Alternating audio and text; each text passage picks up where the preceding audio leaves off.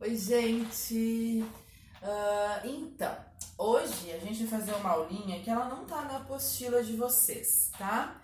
Ela é uma aula introdutória para quando a gente for entrar na apostila 2, a gente já tá mais ciente desses conceitos. O que acontece aqui? A literatura é uma forma de arte. A gente já conversou sobre isso em sala de aula. E a gente tem que entender os conceitos sobre o que é literatura, como pensar a literatura. Então, tudo isso a gente precisa observar com calma para poder, de alguma maneira, olhar a literatura como uma forma de arte. E muitas vezes as pessoas se questionam sobre o que é arte de fato. Eu gosto muito de usar uma coisa que eu aprendi quando eu trabalhei nas bienais. Eu tive uma experiência de trabalhar em 3 bienais do Mercosul em Porto Alegre, e nos nossos estudos sobre arte, a gente falava que arte é um conceito, tá? Por quê? Se questiona muito sobre o que é arte. Por exemplo, eu coloco isso aqui para vocês e aí eu pergunto, será que isso aqui é arte? Muitos de vocês talvez já conheçam isso e me responderão que sim. Outros me responderão que não. E aí, quando eu começar a explicar para vocês que isso aqui é de fato uma obra de arte, muitos vão questionar e dizer, então qualquer coisa é arte, ou tudo é arte, tudo é possível ser pensado como arte, enfim, né, coisas desse tipo. A verdade é que a arte é um conceito. Que conceito que ela é, de fato? É quando a gente pensa um emissor, que pensa, tá, uma obra, que pensa algum tipo de espécie física, material, e atrás dessa obra existe um conceito. E ela vai colocar isso no museu, ou vai fazer isso no cinema, ou vai fazer isso na literatura, né? Então depende muito do conceito que o emissor, o artista, quer passar para o receptor. Então por isso que a gente diz basicamente, numa definição bastante estreita, que arte é um conceito, tá? Então, por exemplo, essa obra aqui chama A Fonte. Ela é uma obra que ela foi feita ali na primeira metade do século XX, enquanto estava acontecendo a Primeira Guerra Mundial. É um cara que fez isso, chama Duchamp, desculpa. E o Duchamp, ele foi convidado para uma grande mostra de arte em Nova York e ele se questionou, tá, peraí, vocês estão vendo que está tendo uma guerra na Europa, que tá tudo sendo destruído, que tá um inferno, e aí vocês fazem o quê? Eles vão fazer uma grande exposição de arte. E aí ele se questiona sobre o que era arte até então. Né? A arte são aqueles quadros lindos, maravilhosos, aquelas estátuas. O que a gente está produzindo como arte? Então ele vai lá, arranca esse mictório de um prédio derrubado, né? De um prédio bombardeado, e leva até o museu. E vai fazer pela primeira vez essa ruptura de um conceito de arte. Porque ele vai lá, coloca A Fonte, o nome da obra, assina como Duchamp, e aí as pessoas passam a questionar, tá, mas isso é uma obra de arte para estar no museu? Ele disse, é. E aí ele larga o conceito dele, que a arte já tinha mudado completamente, porque a humanidade tinha mudado depois da Primeira Guerra Mundial. Então a gente tem a arte a partir de conceitos, né? A gente pode ver, por exemplo, a gente tem aqui uma história em quadrinho, que é uma obra de arte, só que essa história em quadrinho é transformada num meme. E aí, no momento que a história no quadrinho passa a ser um meme, ela deixa de ser uma obra de arte, por exemplo. Agora, a gente tem aqui essa questão de obras que são reproduzidas, né? Tem o abajur em várias reproduções, e aí as pessoas perguntam, mas isso aqui é uma arte ou não é? Obras que são utilitárias, quer dizer, um computador, uma TV, um abajur, eles não são obra de arte, são objetos utilitários. O que seria uma obra de arte, então? Uma obra de arte seria um grande objeto de design. Eu vou fazer um momento de ostentação aqui, por exemplo, eu estou com uma cadeira que é uma cadeira de design. Essa cadeira aqui foi produzida no século XX, né, por um cara que pensou uma cadeira confortável e bonita. Então, a primeira cadeira que ele faz é uma cadeira que é uma obra de arte, que é um objeto de design. No momento que ela passa a ser reproduzida freneticamente e automaticamente para várias pessoas, ela deixa de ser essa reprodução que eu tenho aqui não é mais uma obra de arte. O pensamento do design feito pelo cara é uma obra de arte, tá? Então, assim, isso aqui, por exemplo, um logo. O logo não é uma obra de arte. É algo que foi feito para propaganda e para publicidade. Agora, essa aqui é uma clássica, né? A gente tem aqui uma pintura realista, que é toda pintada, cheia de detalhes. Isso aqui é sempre visto como uma grande obra de arte. Quando a gente vai para o museu, normalmente a gente espera ver quadros, né? Então, essa aqui é uma típica obra de arte. A gente tem aqui uma obra de um artista argentino que chama Jorge Macchi. Aqui, a princípio, parece que não tem nada a ver, que é um monte de caderno. Só que essa obra aqui, ela fica montada dentro de uma sala gigante e aí você tem vários papéis espalhados e um caminho para você se guiar. Essa obra chama Buenos Aires Tour e ela serve para a gente conhecer Buenos Aires a partir do olhar desse artista. O que esse artista faz?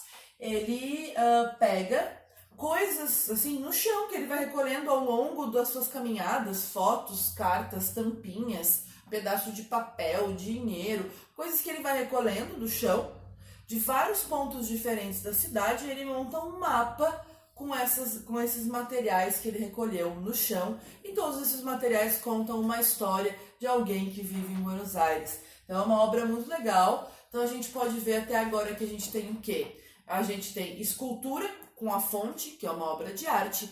A gente tem ali a pintura, que também é uma obra de arte.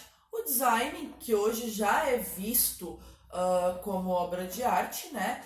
A gente também tem os quadrinhos, que podem ser uma arte literária, mas quando vira meme não pode ser. A gente tem uma instalação de um museu, que é aqui o Buenos Aires Tour, que também é uma obra de arte. E aí aqui a gente tem um pequeno conto, tá? O que a gente chama de contos curtos. Foi feito um desafio a alguns escritores nesses últimos anos, que era para eles escreverem contos que podem ser colocados no Twitter, que poderiam caber nos caracteres de um Twitter. Daí aqui diz: no muro de pedra, cantando à luz do luar, o gato preto faz dupla com sua sombra. Então, a gente sabe que o gato não canta, a gente sabe que o gato está fazendo dupla, são várias linguagens metafóricas que apontam a linguagem literária, né? Lembrando que a linguagem literária é aquela linguagem que nos permite a imaginação, que nos permite o uso de diversas figuras de linguagem, que nos permite tirar as subjetividades dela, né? Então aqui é um pequeno conto que fala sobre um gato que estava miando no teto, certo?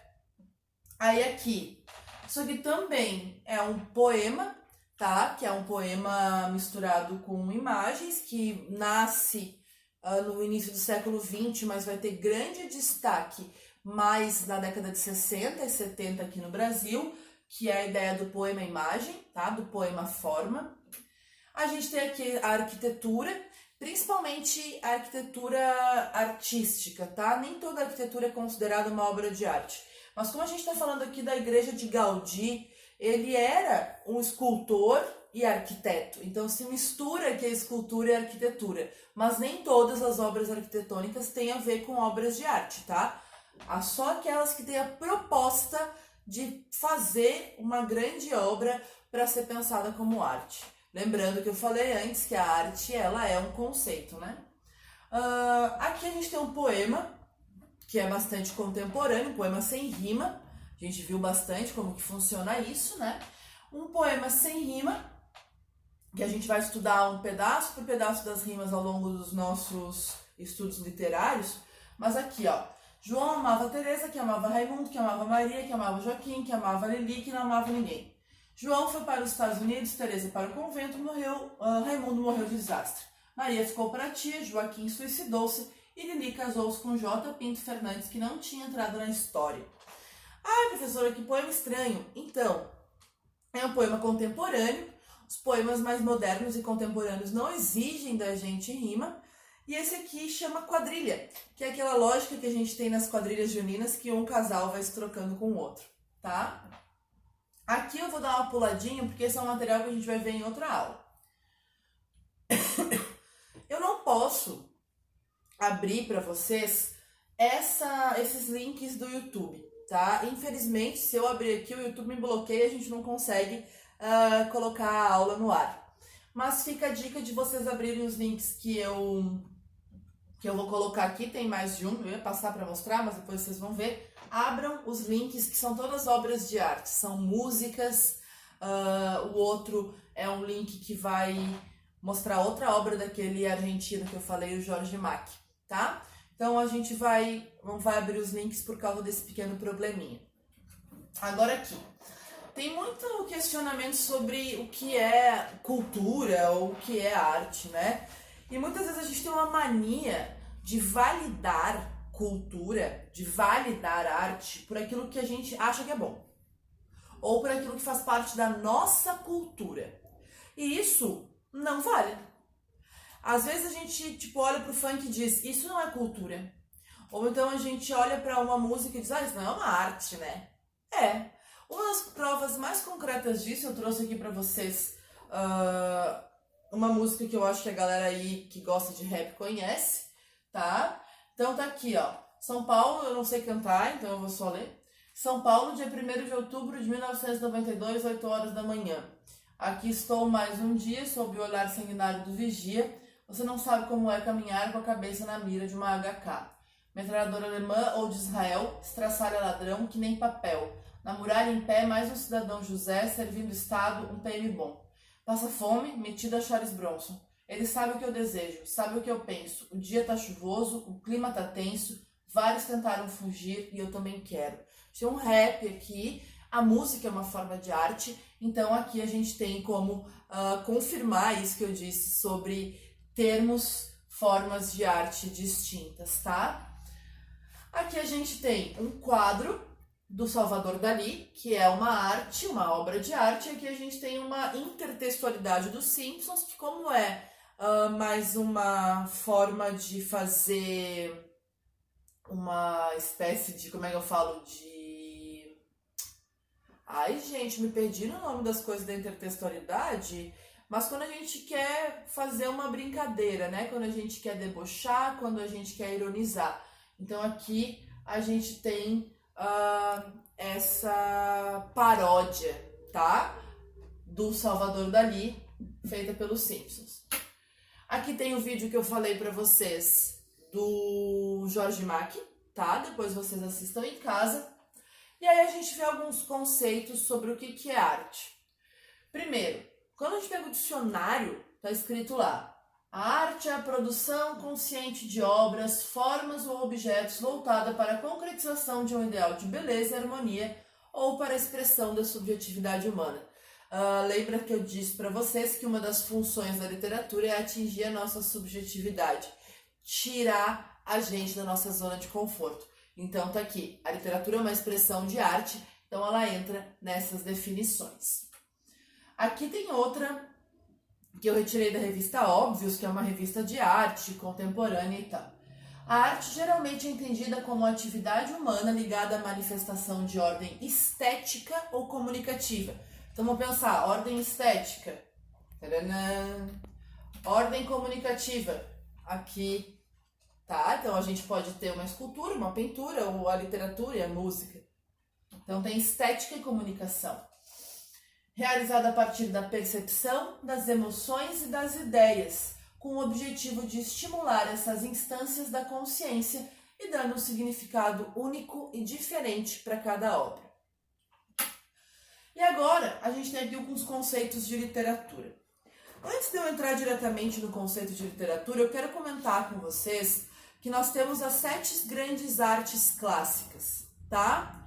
A gente tem a música, a dança, a pintura, a escultura, o teatro, a literatura e o cinema, certo?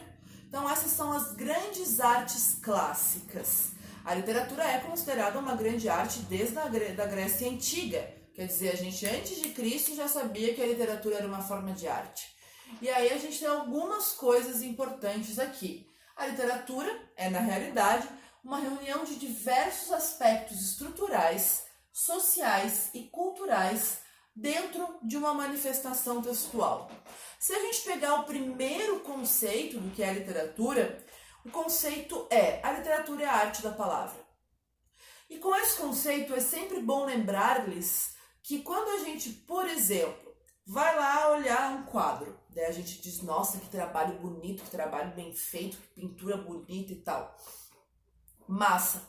E a gente sabe que o trabalho do autor que fez aquilo, do pintor, foi muito valioso, foi muito forte. Ou então a gente olha uma escultura e diz: olha os detalhes disso aqui, que lindo e tal. A professora vai lá e dá um livro difícil para vocês, com palavras mais complexas, com complexidades sentimentais e elaboradas. O que vocês fazem? Ai, que chato! A literatura é a arte da palavra. Então, quando eu dou para vocês desafios de leituras, é porque eu entendo que vocês têm que entender a literatura como uma obra de arte. Ela não é só um entretenimento. Ai, vou ler um livro porque é legal, assim, para me entreter. Sim, a literatura também é uma forma de entretenimento. Agora, ela é uma forma de arte. Então, muitas vezes não vai ser fácil se dispor a ler um livro. Porque a literatura não tá aqui só pra gente se entreter. Se é pra só entreter, vai assistir Big Brother, né? A gente tem que se aprofundar na linguagem, a gente tem que entender que o escritor passou trabalho para elaborar tipos diferentes de versos, tipos diferentes de frase. Ele trabalhou tanto quanto trabalhou um pintor de uma grande obra de arte, tá? Vamos se ligar nisso, que é bastante importante. Uma coisa também que é relevante aqui é uma coisa que esse cara aqui falou, que é o Ezra Pound. O Ezra Pound, ele é um alemão, franco-alemão, da década de 30. Ele era nazista, infelizmente, mas ele tinha um conceito muito interessante sobre literatura. Ele dizia que o poeta era a antena do seu tempo. Quer dizer, o poeta, ele refletia nas suas obras aquilo que ele vivia na sua volta. Os seus pensamentos, o que ele via, o que ele lia, com quem ele convivia. Porque não existe a falácia da neutralidade. Todas as pessoas nos seus discursos, elas colocam os seus pontos de vista, tá? Então a literatura também não é neutra. Nenhum oi é neutro. Costumo sempre dizer que quando a gente faz a opção, por exemplo, de dizer oi para uma pessoa ou passar reto pela rua, a gente acabou de fazer um discurso e ele não foi neutro, tá? Então a literatura muito menos será neutra. E o Ezra Pound, ele fala sobre isso num texto em que ele diz assim: o poeta tem uma função social porque sua obra e suas palavras estão carregadas de significado. O poeta também diz que os escritores possuem uma função social definida em razão de se encontrarem na posição de escritores, de trabalhadores das palavras e, portanto, possuem responsabilidade social. Por que, por exemplo, que as pessoas discutem se o Mein Kampf, que é o livro do Hitler, deve ser reeditado ou não? Se esse livro deve vir tal como ele foi escrito ou se junto dele se coloca fotos do Holocausto? Porque há uma necessidade de entender que existe uma posição social ali, que não é bem assim liberar um livro desses. Por que será que se discute, vocês ainda não começaram essa discussão, vocês vão ver lá no segundo ano, que o escritor Monteiro Lobato, esse do Sítio do Pica-Pau Amarelo, dizia assim: Monteiro Lobato é racista, porque Monteiro Lobato defendia a Ku Klux Klan, ele defendia que existia uma raça pura, que negro era raça inferior e tal. Na época dele, isso era até meio comum, né? Mas só que a gente vai deixar os escritos dele passarem e ninguém olhar e pelo menos fazer um apontamento sobre isso? Por quê? Porque o escritor tem responsabilidade social, tá? Então sempre tem que ter muito cuidado para entender isso, que existe uma responsabilidade do escritor na sua produção.